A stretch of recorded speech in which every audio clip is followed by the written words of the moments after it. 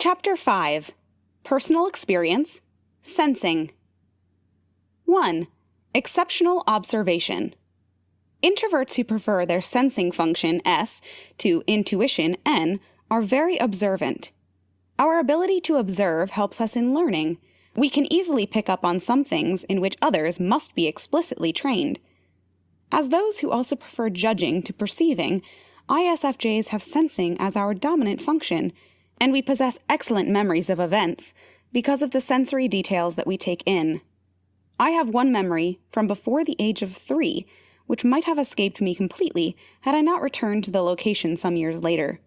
It was the smell of the house that brought a very clear memory to my mind, one which I was then able to have confirmed. I am able to find things more easily than my INFJ family members, some of whom can't find their own shoes, even if they are looking directly at them. As a sensor feeler, SF, I find that I am well able to detect how those close around me are feeling. If someone is out of sorts, I usually know it in a hurry. If someone isn't telling me the truth, I almost always know. If someone is irritated or anxious or upset, I know. I used to sound my lie detector alarm, dee, not true, upon detection of an untruth, amazing my children who had no clue how I knew these things. If someone, even someone I don't know well, is becoming uncomfortable in a social interaction, I know that too, and I try to find some way to provide relief. This kind of sensitivity is often very useful in parenting. 2. Attention to detail.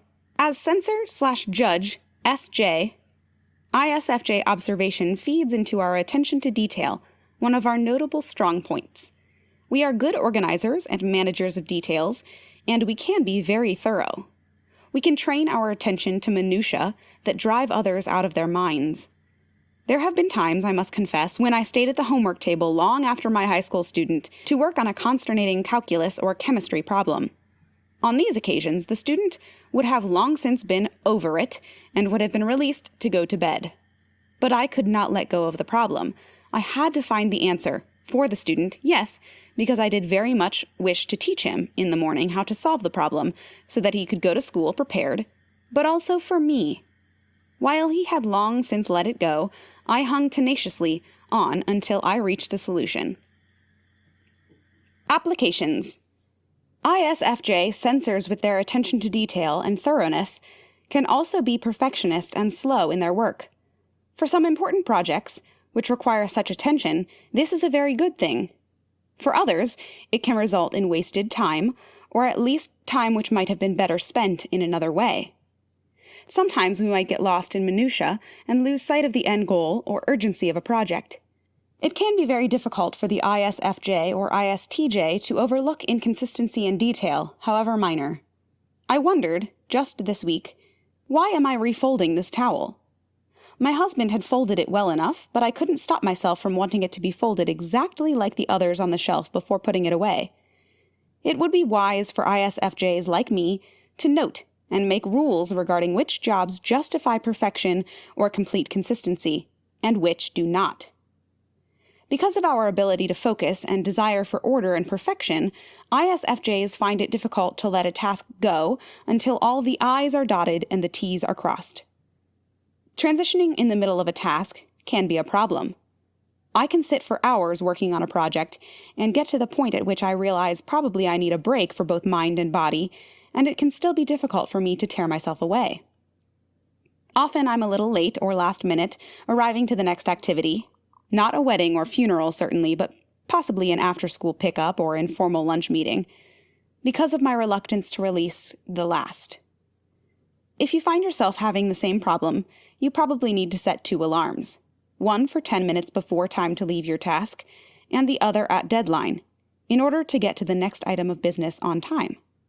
Having done this, obedience to the alarms will be your next challenge. Obviously, given the above, ISFJs may not be great multitaskers. I am not. I have the gift of focus, not of multitasking. That said, I am very capable of multitasking in tasks which do not require conscious focus. I do have a large number of tasks that I do mostly on autopilot, driving, and have never caused an accident or received a ticket, most house and yard work, crocheting, anything that involves physical learning, certainly. I can talk and wash dishes and be alert to impending disaster. Someone about to knock a dish off a table. All at the same time. But when it comes to focused tasks, I need mental isolation. I am patient and handle most competitions, such as loud noises, non-ambient music, people talking around me but not to me, and interruptions well, but inwardly they create stress. I can feel it rising, and the more interruptions, the more stressed I become. If you are like me, you'll want to do whatever you can, close the door, use earplugs, etc., to create some mental isolation when you are working on focus tasks.